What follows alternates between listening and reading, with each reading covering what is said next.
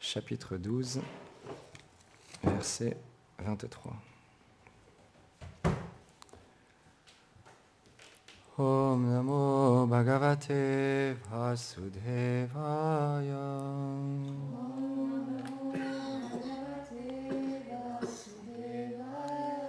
Om Namo Bhagavate Vasudevaya.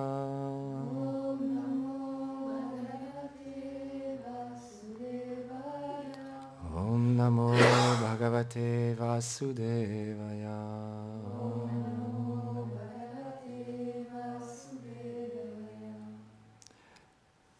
Pitta Mahasama Samye Prashade Girishapomam Ashraya Sarva Bhutanam Yatta Devo Ramashraya. Traduction. Dans son impartialité, il sera comme son aïeul Brahma, alors que dans sa promptitude à accorder des récompenses, il sera comme Shiva, qui devient aisément satisfait et accorde des bénédictions à ses adorateurs. Il donnera volontiers sa protection à tous comme le Seigneur Narayan, qui est le refuge de la déesse de toute prospérité. Commentaire. Le mot Pitamaha désigne ici Yudhishthir et Samye, celui qui ne hait personne. Un parfait représentant du Seigneur doit avoir une parfaite équanimité, supporter tout désagrément afin de le satisfaire et le voir en toutes choses. Ramacharya, qui signifie le refuge de la déesse de la fortune Lakshmi, et le Seigneur Narayan et Girisha se rapportent à Shiva. Celui-ci comble facilement les désirs. C'est pourquoi on le nomme aussi Achyutasha.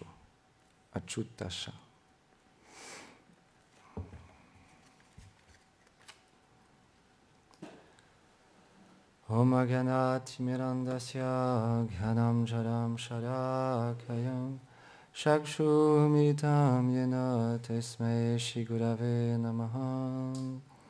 Namam Vishnu Padaya Krishna Preshtaya Bhutare Shrimati Bhaktivedanta Swami Niti Namine Namaste Sarasvati Deve Gauravani Pracharine Nirvishesha Shunyavadi Pashyatya Reshatarine. Jai Shri Krishna Chaitanya Prabhu Nityananda Shri Advaita Gadadhar Shivasadi Gaur Bhakta Vrinda. Hare Krishna Krishna Krishna Hare Hare Hare Rama Rama Rama Hare Hare. Vrindaye Tulasi Devye Priyaye Keshavasya Cha Krishna Bhakti Pratyadevi Satyavate Namo Namaha. Vanchakarpatarubhyacha Kripa Sindhubhyahevacha Patitanam Pavanebhyo Vaishnavebhyo Namo Namaha. Avant de parler, j'offre mes humbles hommages à mon maître spirituel. J'implore sa miséricorde pour pouvoir parler aujourd'hui, ainsi qu'à toutes les dévotes et les dévots ici assemblés. C'est intéressant, on voit dans le Srimad Bhagavatam d'innombrables divertissements et merveilleux échanges en fait entre des grands rois et des grands dévots du Seigneur, des grands sages. Et ces rois, comme ici les brahmanas expliquent à Yudhishthir, ce n'est pas des rois ordinaires. De nos jours, ceux qui représentent le peuple, ceux qui protègent le peuple, ils n'ont pas toutes ces qualités qu'on peut voir en la personne de Parikshit Maharaj. Et dans ce moment-là, on voit comme ce n'étaient pas des personnes ordinaires. Parikshit Maharaj était un grand dévot du Seigneur, il avait tellement de qualités. Et il était tellement humble aussi. C'est la caractéristique des Vaishnavas, ils sont tellement humbles. Bien qu'ils ont tellement de qualités, ils ont une position, ils gouvernaient quand même la terre entière. Ils s'enquiaient auprès des sages pour apprendre sur le service de dévotion. Au moment où Parikshit Maharaj il a reçu cette malédiction, il n'a pas par lui-même pris une décision, qu'est-ce que je vais faire pendant ces 7 jours. Il s'est enquié auprès de grands sages et Shukadev Goswami est arrivé. Donc c'est la nature des Vaishnavas de toujours approcher en fait un maître spirituel, approcher d'autres Vaishnavas pour pouvoir recevoir la connaissance. Et c'est quelque chose de tellement intéressant pour nous, parce que dans ce monde, on apprend, au début quand on est jeune, on apprend les mathématiques, le français, différentes matières à l'école, mais on n'apprend pas le service de dévotion, comment découvrir qui nous sommes véritablement et quelle est notre relation avec le Seigneur suprême. Et ça, on peut l'apprendre à travers les livres comme le Srimad Bhagavatam et à travers la bouche des Vaishnavas, parce qu'ils ont réalisé Krishna dans leur cœur, et quand ils parlent, c'est comme un océan de nectar qui se déverse dans notre cœur et qui nous remplit de cette connaissance et qui nous permet à nous de pouvoir aussi approcher le Seigneur à travers le service de dévotion. Et on peut voir dans le Srimad Bhagavatam, c'est quasiment que ça, des dialogues entre Vidura et Maitreya Rishi et Parikshit Maharaj, Shukadev Goswami, et tellement d'autres grands rois. Donc c'est très intéressant pour nous parce qu'on peut suivre dans leurs traces et approcher le maître spirituel, approcher les Vaishnavas et pouvoir s'enquérir de cette connaissance pour pouvoir apprendre. Si eux, qui ont tellement de qualités, qui ont une position tellement exaltée, même Parikshit Maharaj, il avait même eu le darshan, avant même qu'il naisse, il avait déjà eu le darshan de Krishna, mais pourtant, il a quand même demandé, quand il a su il a reçu cette malédiction, qu'il allait mourir dans 7 jours, il a quand même demandé aux sages qu'est-ce qu'il devait faire pendant ces 7 jours. C'est très, très profond, ils sont tellement humbles les Vaishnavas. Même Yudhishthir Maharaj, on connaît ce divertissement qui est très, très important pour nous. Un jour, Dronacharya, son maître d'armes, son gourou, parce que dans les temps védiques, dans les temps anciens, les rois, ils apprenaient en fait d'un maître d'armes toute la science du combat en fait. Et donc Dronacharya, il était le maître d'armes des Pandavas et des Kauravas aussi. Et un jour, Dronacharya, il a demandé à Duryodhana et à Yudhishthir 2 questions différentes, mais très, très intéressantes. Bien, comme on expliquait il y a quelques jours, le maître spirituel, il donne des instructions différentes à ses disciples. Et là, pour le cas, il a vraiment donné 2 instructions différentes à Duryodhana et Yudhishthir. Il lui a demandé à Duryodhana, je voudrais avoir un dakshin de ta part, une faveur, s'il te plaît, trouve quelqu'un qui t'est supérieur à tout égard et ramène-moi cette personne. Tu as 7 jours. Et il a demandé une autre question à Yudhishthir, l'inverse. Il lui a demandé, trouve quelqu'un qui te soit inférieur à tout égard. Et Yudhishthir Maharaj donc, et Dronacharya, ils sont allés chercher dans le royaume, Duryodhana, il est allé chercher aussi dans le royaume, donc quelqu'un qui était supérieur à lui. Mais à chaque fois, il trouvait une personne et il disait, ah, oui, lui, peut-être qu'il est supérieur en tout point, mais non, quand même, moi j'ai cette qualité-là que lui, il n'a pas, je suis supérieur que lui quand même. Mais Yudhishthir, à l'inverse, lui, chaque fois qu'il voyait une personne, il trouvait toujours une qualité en cette personne que lui n'avait pas. Et donc tous les deux, au bout de 7 jours, ils sont revenus voir Dronacharya. Et donc, tous les deux sont revenus bredouilles, sans personne. Et Dronacharya a dit, en fait, si Duryodhana, tu as une personne qui t'est supérieure à tout égard, c'est Yudhishthir. Et il a dit à Yudhishthir, oui, tu as une personne qui t'est inférieure à tout égard, c'est Duryodhana.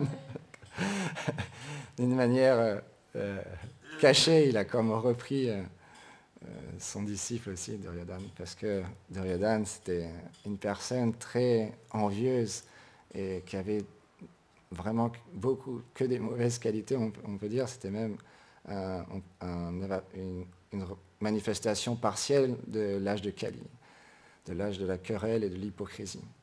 Donc Duryodhana, il était vraiment très envieux, à tel point que Et Yudhishthir, il était tellement humble, on peut voir les qualités des grands rois, des Vaishnavas, il était tellement humble, il voyait personne inférieur à lui.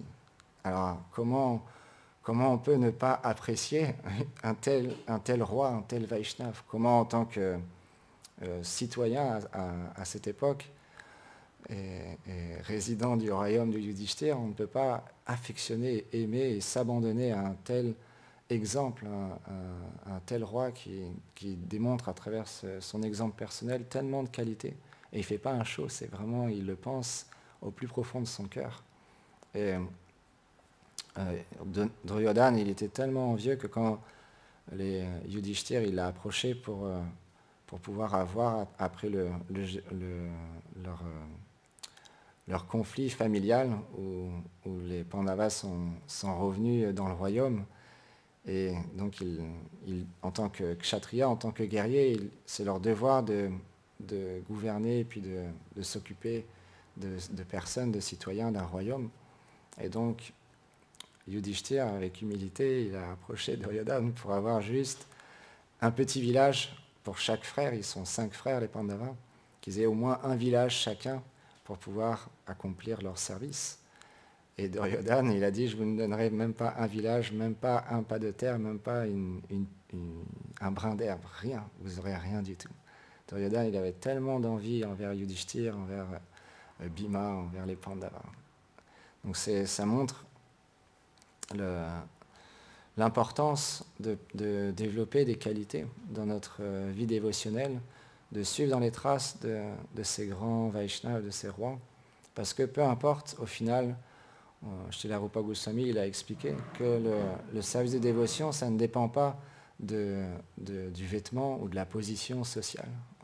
Parce que là, ça montre bien, Maharaj Parikshit, il était un empereur, il avait des richesses, il avait une opulence, il avait une position, c'est énorme la position qu'il avait, mais pour autant, il était un grand dévot du Seigneur.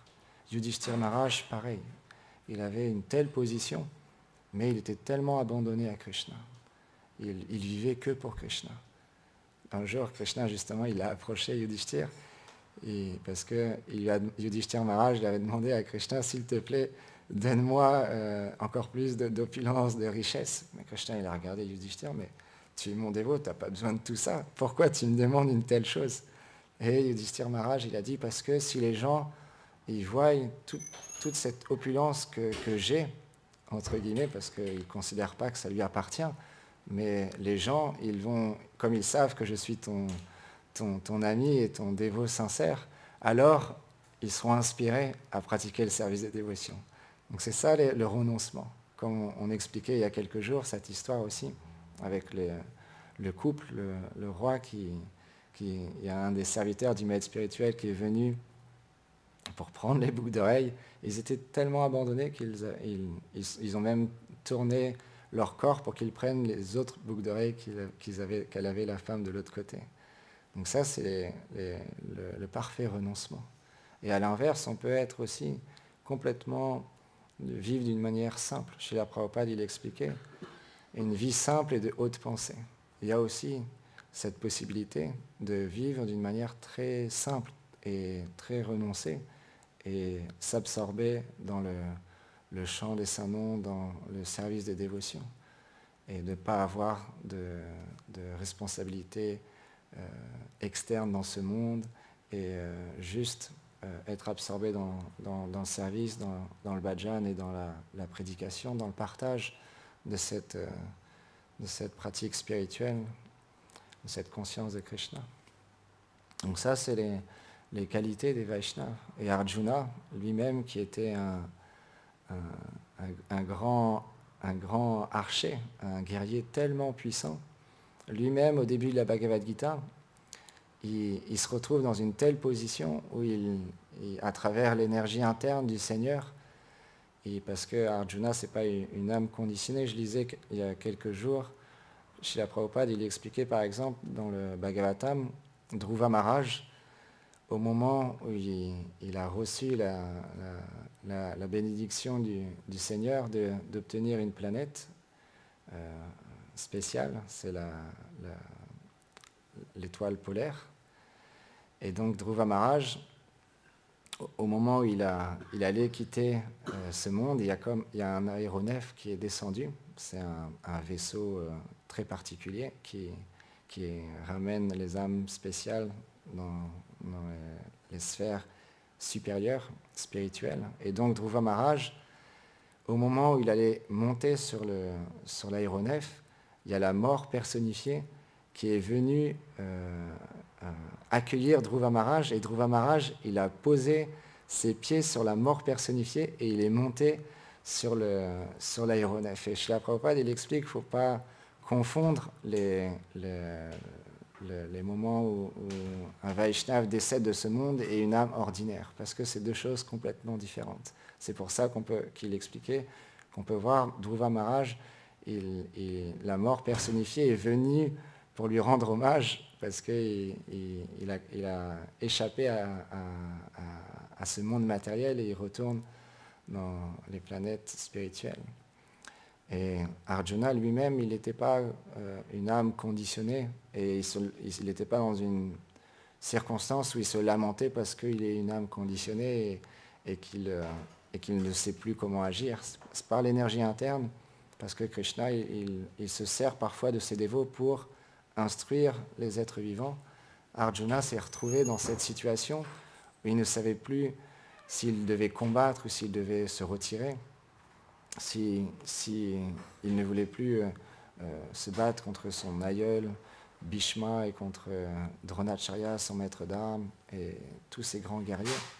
Donc il s'est retrouvé dans une situation où imaginez-vous, un guerrier qui est sur un champ de bataille avec des millions de soldats, il lâche son arme, son arc, il lâche ses flèches, il se retrouve sans arme. C'est comme s'il voulait se suicider, se donner la mort, parce qu'un guerrier sans arme, il est complètement à découvert, il peut se faire tuer. Et Arjuna, les Vaishnavas, ils expliquent qu'il était dans une telle lamentation, une telle circonstance, où il n'avait pas autre choix que de se tourner vers Krishna. Et à ce moment-là, pour nous enseigner, il demande à Krishna de ne plus être son ami intime, mais de l'enseigner sur ce qu'il doit faire, de prendre sa place en tant que Dieu est la personne suprême. Et dans un premier temps, c'est l'approche aussi qu'on doit avoir envers Krishna. Au début, on doit avoir cette attitude, « Oh Krishna, s'il te plaît, guide-moi à travers le maître spirituel, dans ma vie de tous les jours, dans mon travail, dans mes relations, dans ma pratique spirituelle, donne-moi des instructions et permets-moi d'être engagé dans ton service de dévotion. » Et Arjuna aussi, il nous montre à quel point l'approche de vraiment désirer tout perdre dans notre vie. Comme Arjuna, il n'avait plus d'armes, il n'avait plus rien, juste, et il lui restait plus que Krishna qui lui donne cet enseignement. Nous-mêmes aussi, de notre attitude, on doit développer cette lamentation interne de vraiment désirer tout perdre, ne plus avoir aucun attachement matériel et développer un attachement spirituel pour le maître spirituel, pour les déités, pour le saint nom. Et de cette manière-là, le maître spirituel, il va nous donner le trésor qui se cache dans son cœur. Et il va nous donner la possibilité de comprendre graduellement, comme Krishna l'explique dans la Bhagavad Gita, qui nous sommes réellement en tant qu'âme spirituelle. Et quel est notre devoir? Parce que Arjuna, lui, il était un guerrier, mais nous, on n'est pas des guerriers, on n'est pas comme Arjuna. Donc les instructions que le maître spirituel va nous donner, que la filiation spirituelle nous donne, elle est spécifique à chaque personne. Il y a des instructions générales pour tout le monde, et il y a des relations personnelles que le maître spirituel nous donne. Et chaque instruction qu'on reçoit, elle est pour notre propre avancement spirituel. Parce que le maître spirituel, il a une relation unique avec chaque disciple. Et c'est ça qui est très intéressant, parce que c'est très personnel. Ça se passe à l'intérieur, et dans un premier temps aussi à l'externe, où on pose des questions au maître spirituel et il nous répond et il nous donne des instructions. Et graduellement, ça se passe aussi à l'intérieur, où à travers le gourou qui est dans notre cœur, on ressent l'inspiration pour accomplir différents services.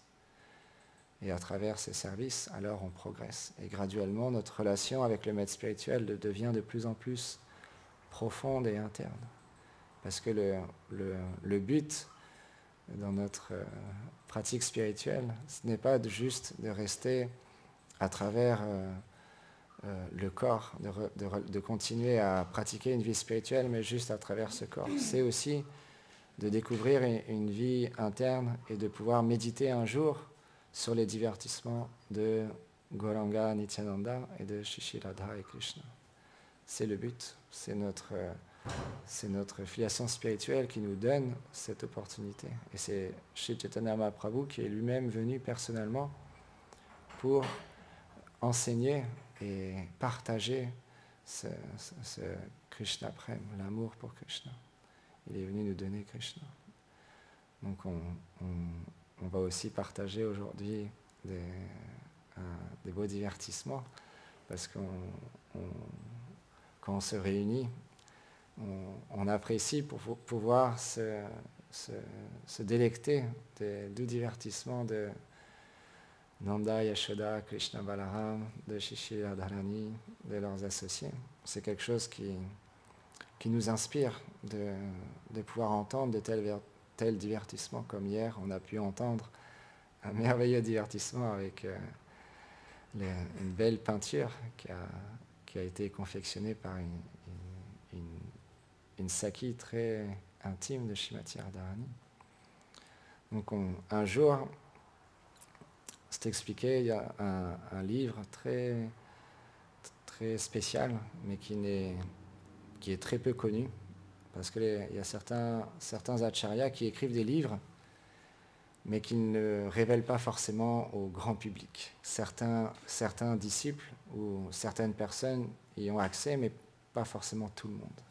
Et donc il y a un Vaishnav qui a écrit un livre à travers sa méditation, son bhajan, et il partage ses réalisations dans ce livre. Et donc il explique un divertissement où un jour, Krishna, il se rendait dans un kunj pour un rendez-vous nocturne entre Radha et Krishna et les Sakis. Mais quand il est arrivé, il a vu personne. Et là, il s'est demandé, mais c'est bizarre, d'habitude, Radharani, elle arrive toujours avant moi. Comment se fait-il que là, aujourd'hui, il n'y a toujours personne? Pourtant, je suis à l'heure au rendez-vous. Qu'est-ce qui se passe? Krishna a dit, bon, ok, c'est pas grave, ça peut arriver, je vais patienter. Et au même moment, à Javat, Srimati Radharani, elle s'apprêtait avec les Sakis, habillée Radharani d'une manière tellement merveilleuse, avec des bijoux spéciaux et un beau sari pour qu'elle puisse rencontrer Krishna. Et juste au moment où elles allaient partir de la maison, il y a Jatila qui annonce à Radharani, « Oh, ton mari est arrivé avec son ami, je ne me rappelle plus son nom, Malik, le mari de Chandravali. Et ils ont très faim, ils ont travaillé toute la journée, ils ont très faim. S'il te plaît, cuisine un repas pour eux. C'est ton mari et il est avec un ami, son invité.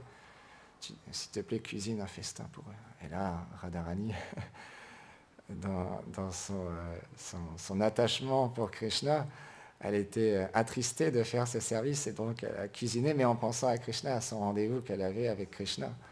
Donc elle cuisinait. Et le temps passait, et Krishna, il ne voyait toujours pas arriver Radharani. Et il a commencé à décorer le kunj avec des fleurs. Krishna, il est tellement expert pour faire des confections florales de différents animaux, avec des fleurs, plein de différentes côtés artistiques. Il décorait le kunj d'une manière tellement merveilleuse. Et donc au bout d'un moment, comme ça, il a commencé à chercher Radharani partout. Il allait à tel endroit, il allait dans un autre kunj, il allait à Radhakund, et puis il se lamentait et il pleurait intensément. Oh Radhe, oh Radhe, oh Radhe, pourquoi tu ne viens pas, pourquoi tu ne viens pas? Et au bout d'un moment, son humeur a changé. Il est rentré dans une grande bouderie. Ah, c'est comme ça.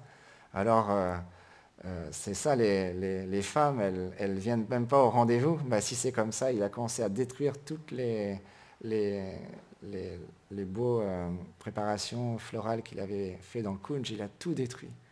Et il est rentré en colère dans sa maison à Nandagram. Et il s'est couché. Et là, le lendemain matin, comme tous les matins, parce que Radharani, du coup, elle a dû cuisiner toute la nuit et ça lui a pris tellement de temps qu'elle n'a pas pu aller au rendez-vous. Et le lendemain, Radharani, elle, de son côté, elle s'est réveillée. Et tout de suite, ce qu'elle a fait, c'est qu'elle a commencé à cuisiner un gros festin, plein de préparations pour Krishna. Et elle a envoyé une manjari pour voir Krishna, dans quel état d'esprit, quelle humeur était Krishna.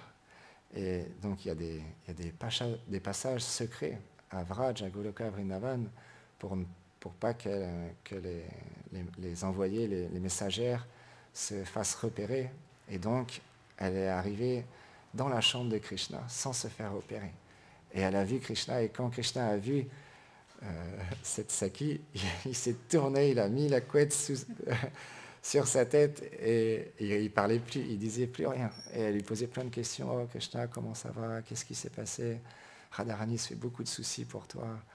S'il te plaît, viens la retrouver à tel endroit. Elle veut te voir, elle veut te voir. Et Krishna ne répondait pas. Et donc, elle a compris que Krishna était vraiment dans une bouderie. Donc, elle est revenue auprès de Radharani et elle lui a rapporté. Et là, Radharani, son cœur a fondu et elle a commencé à préparer plein de choses et différentes préparations.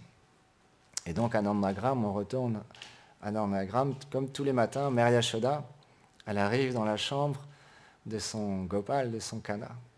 Et comme tous les matins, la première chose que fait Mère Yashoda, elle ouvre les rideaux pour que Krishna il voit les rayons du soleil dans son doux visage. Et pourquoi Krishna, il aime tant recevoir les rayons du soleil parce que ça lui rappelle Srimati Radharani. Mais ce jour-là, quand Mère Yashoda elle a ouvert les rideaux, Krishna a fait « Non, mère, je ne veux pas voir le soleil. Tout ce qui est doré, c'est mauvais. Je ne veux pas voir le soleil, je ne veux pas voir tout ce qui est doré. » Mère Yashoda elle a dit « Mais mon enfant, qu'est-ce qui se passe? Tu es malade. Tu es l'affection parentale maternelle de Mère Yashoda. Tellement intense, tellement profond. » Et donc Krishna, il disait, oh mère, aujourd'hui, je ne me sens pas bien, je reste ici. Et Mère Yashoda, elle a demandé à Krishna, mais qu'est-ce qui se passe, mon enfant, qu'est-ce qui se passe? Oh, maintenant, je ne veux plus rien avoir avec les femmes, je suis un brahmachari, strict brahmachari. Et je ne veux plus rien voir de doré. Tout ce qui est doré, c'est mauvais, c'est mal. Si tu veux m'habiller, tu prends le dhoti de Balaram. Je veux plus de doré sur moi, plus de bijoux, plus rien. Et Mère Yashoda, dans son affection pour Krishna, elle a demandé à Nanda Maharaj, oh Nanda Maharaj, s'il te plaît, notre enfant ne se sent pas très bien aujourd'hui, il va t'occuper des vaches, il va rester ici avec moi. Et Krishna, il ne voulait rien manger. Mère Yashoda, elle a fait amener des préparations, et Krishna, il ne mangeait rien du tout. Il était vraiment dans une profonde bouderie. Et comme quand Mère Yashoda, elle a vu Krishna qui ne mangeait rien, elle est venue personnellement lui donner quelques sucreries, parce que Krishna, il ne peut pas refuser que sa mère le nourrisse. Donc il a accepté de manger juste de la main de Mère Yashoda. Et donc, au même moment, Srimati Radharani, pour sortir Krishna de sa bouderie, elle a demandé à ses Sakis que faire. Et Lalita Saki a répondu à Srimati Radharani de la même manière que parfois Krishna, il s'habille en Saki et qu'il vient te rencontrer d'une manière cachée, déguisée. pour te sortir de ton mana, de ta bouderie, toi aussi aujourd'hui, tu vas te déguiser en sannyasi. Et tu vas aller voir Krishna. Et de cette manière-là, il sortira de sa bouderie. Et donc Radharani était très contente. Et donc là, toutes les Sakis, les Manjari, elles ont habillé Radharani en sannyasi. Mais ce n'était pas un sannyasi ordinaire, c'était Radharani elle-même. Et qui, avec un pot, elle a commencé à marcher jusqu'à Nandagram. Et sur le chemin, tous les habitants, toutes les personnes qui croisaient ce beau sannyasi, ils n'avaient qu'une envie, c'était de s'abandonner à ses pieds par les lotus et prendre refuge de ce sannyasi qui était tellement effulgent, tellement extraordinaire. Et Srimati Radharani, elle est arrivée à la porte de Nandagram, et donc les gardes à l'entrée lui ont demandé qu'est-ce qu'elle voulait, et elle a dit oh, je veux Dakshin, je fais la mendicité, je suis un sannyasi.